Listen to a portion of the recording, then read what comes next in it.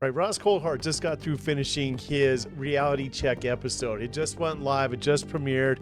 We just got done watching it, and this one was about the Rendlesham UFO incident. He's interviewing these two gentlemen that are witnesses to seeing the craft.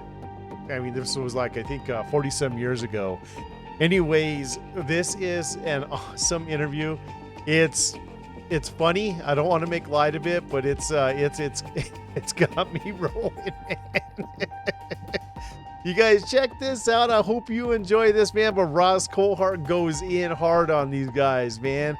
And I felt sorry for Steve because he went especially hard on Steve here. I think Steve or Larry. I think his name's Steve. I think Steve was having a difficult time remembering what had happened, and Ross kind of went in on him. Here's the video.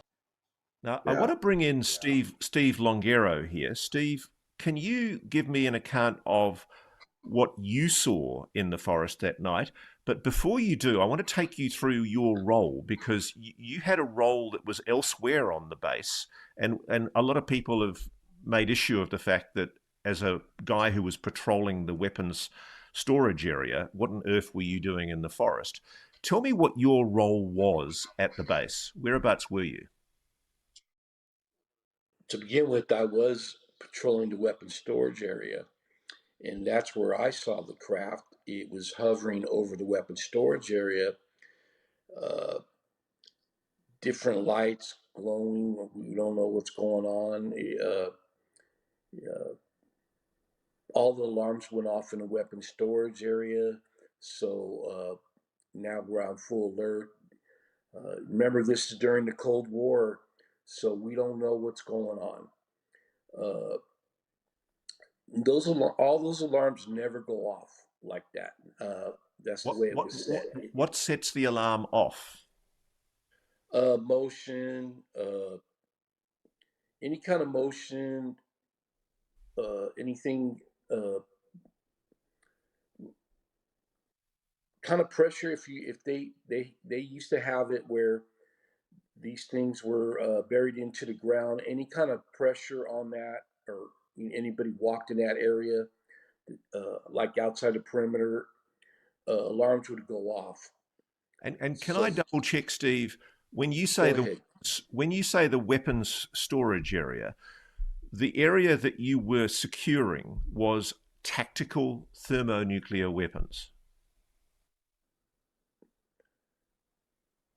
There was weapons in there. Were they nuclear weapons? I can't say that because I never saw a nuclear weapon in there because they're hardened structures, but I assume there was something to do with that in And, there. and do you think the reason why the craft was over the weapons storage area is because it was taking an interest in those nuclear weapons? It's possible, very possible. What what It's just what did you see when you saw the craft? Was it just there, or was it? I've heard accounts of it directing some kind of a beam down. right. It was like a giant searchlight. That's what was so weird. It was like, what the heck is this? It was like a giant searchlight just uh, searching the whole area. And I And remember going, "What?" We're all what like looking at each other. What is this? This thing's glowing, and then it was hovering, and then it disappeared. We were surrounded by that forest, so that that weapon storage area was kind of in between that forest or the outlying area. So that's why I got involved because this thing hovered and then it went into the forest area. We watched it hover to the treetops and all the alarms went off. So they dispatched a few of us out there to investigate. I just happened to be one of them that went out there. and were you at Bentwaters or Woodbridge? Bentwaters Woodbridge would be the best way to say it. Kind of in between. So the weapons storage area was in between the two bases. Would you sum that up, Larry? I kind of. I would That think it's so. Bentwaters is, I think, in your interview, Steve. Yeah, It's I Bentwaters can. where the Bentwaters, the WSA was on Bentwaters. The one on Woodbridge was deactivated before you and I, Steve, got stationed there. Yeah. The incident, Okay. I think what Steve is saying, he's thinking the incidents all took place between the bases in the forest, but Hmm. the WSA was on Bentwaters itself, on the flight Yeah. zone. And so, Steve, the events that you're talking about when you saw the craft hovering over the weapons storage area, are you sure that that was on the evening when you went into the forest and encountered what you encountered with Larry? Yes. Okay, so tell me what happened. Well, let me back up for a minute because I was listening to all that and I was like, okay, uh, number one, Cabanzac and Pennington. Uh, well, back up. Cabanzac was my roommate. We were on this exact same shift. He went out there to investigate with Pennington because Pennington was like an area supervisor. So that's why he went out there, and Burroughs was dispatched out there with Pennington and Cabanzac because Burroughs was what he worked in what they call law. Security forces was there was a security for the priority resources.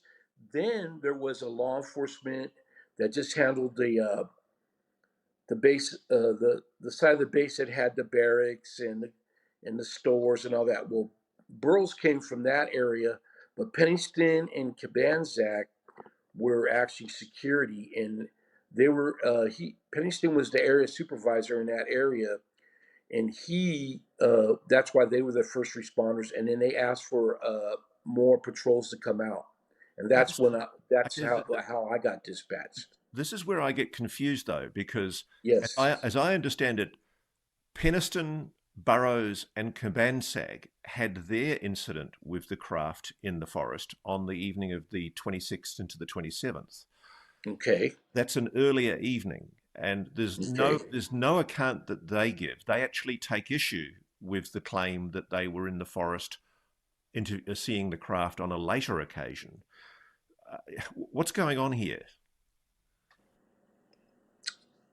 Uh, what do you mean? What's going on?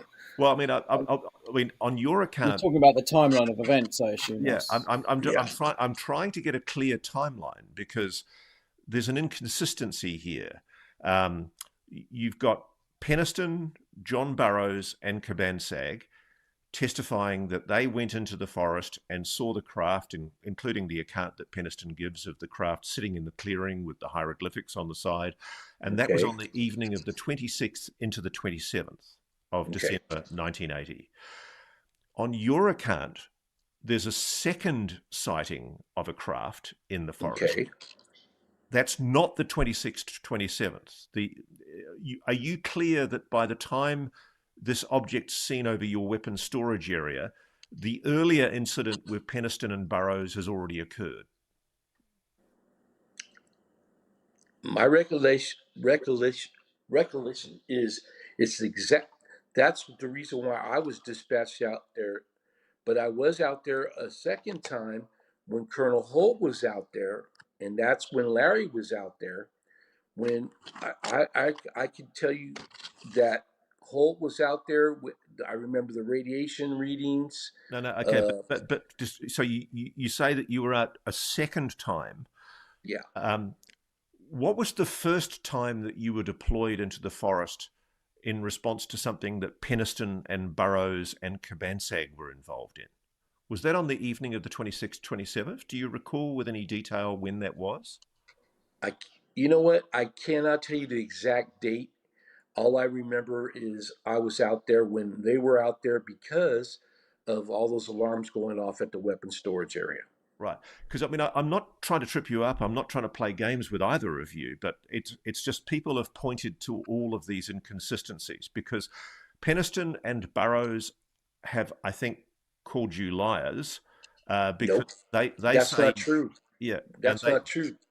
Can well, I can I can I back you up as on I that? understand it, they take issue with the claim that Larry was in the forest with them. Okay, let's back up. That is not true. That is a false statement because Painston told me to my face. let me tell you something. Pennington and Burroughs, they called me several times in the recent years. But let me back this up. That night, Pennington told me and others after this whole incident to shut our mouths. Do not say anything. Uh, I believe that's well documented that he did do that. Uh, I might even be in his book. I don't know. But they tried to call me several times after this incident, or in the past years, and try to tell me what I should be saying, and I refused. And that's why I don't talk to those guys. Okay. So let's just go to Larry for a moment. Larry, again, try not to get upset when I put to you what people are saying about you that suggests that you're lying. I'm Yeah. just doing my job. I Okay. understand. And, Yeah. and what I'm trying to do is focus on the inconsistencies, and Dion will understand why I'm doing this. It's essentially because we're trying to build up a chronology of understanding. So, Larry, I'm confused because officially it's acknowledged from the Holt memo that there is the one incident that took place where Holt went into the forest, and that was on the evening of the 27th into the 28th of December 1980. And that followed a previous evening where Burroughs and Penniston and Cabansag had gone into the forest, and I think Penniston and Burroughs had witnessed the triangular-shaped craft in the clearing. And one of the things that I think is often used to attack your credibility and Steve's credibility, and I'm sure it will be used to try and insinuate that you're lying again in this account, is that Penniston and Burroughs say that they were not with you in the forest on the evening when they saw the object in the forest. What do you say to that? I've never claimed to have been with them the night they went out. I wasn't even, my shift wasn't even rolled back on duty yet. I don't know who's come up with that garbage, but that's never, I've been on record for 43 years, Ross, already, beyond these guys. What I saw Right. John Burroughs, who was off duty on night 3 out at the staging area. Jim Penniston I only saw next morning at the breakfast table telling us to all keep our mouths shut. So that's Okay. that's Okay. the truth. Can I just double check then? So Yeah, go ahead. the the incident that you're talking about Yeah, is a completely separate craft sighting from the yeah. incident that Penniston and Burroughs described that took place on the evening of the 26th, 27th of December. Well, the dates are Is probably wrong on that document, and it was a memo, a courtesy memo we wrote for MOD. But the reality is, only Jim describes walking and touching something on that night. I wasn't on duty that night. I never have said I was with them at all. I knew both of okay. those guys. Okay. So I'm really glad we've got that clear. So basically, on the evening that you saw a craft in the Yeah, Capel Green clearing, correct. and that and on the evening that Steve saw you in the Capel Green clearing, that's a completely different evening from the evening when John Penniston and Yeah, John absolutely. Burroughs and Penniston saw the craft. That's So correct, that's a sir. very important point. That's Were correct, they sir. were Penniston and Burroughs with you on that second evening? No, Jim Penniston, I didn't see him at all.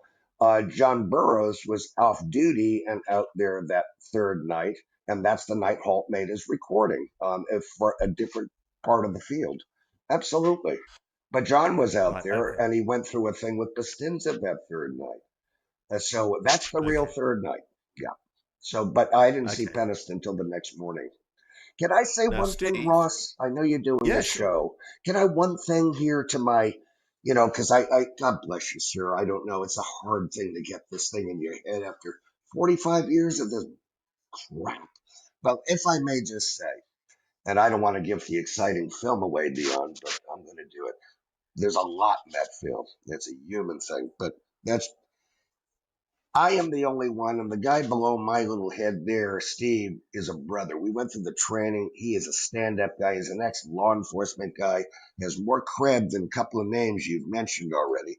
And no offense to you, but you're looking at the guy here, and perhaps it had to happen. For this movie to go forward, I took and passed a top tier polygraph, and I remain the only person in the guy below me don't need to do one.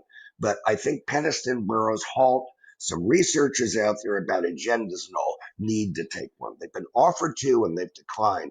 And I've passed 6 VSAs. So I'm either a CIA agent and have paid people to say they were with me. It's so crazy, the subject. But thank you. Yeah.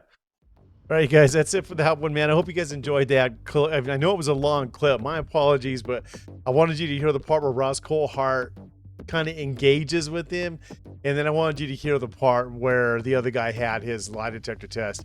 There was a lot in between. I do encourage you guys to go watch the whole thing. I will have the whole thing linked down below. This is just a small piece, even though it was like 15 or 10 minutes long or whatever. Trust me, it's just a small snippet of the whole premiere podcast that he had. So go watch it. You guys are really going to enjoy it. These two are characters, and it was fun to watch these two be interviewed by Ross Coulthart. Anyways, I hope you guys enjoyed. Let me know what you guys think down below. You guys like and subscribe, please. I would appreciate that. And I'm out of here. Catch you later. So.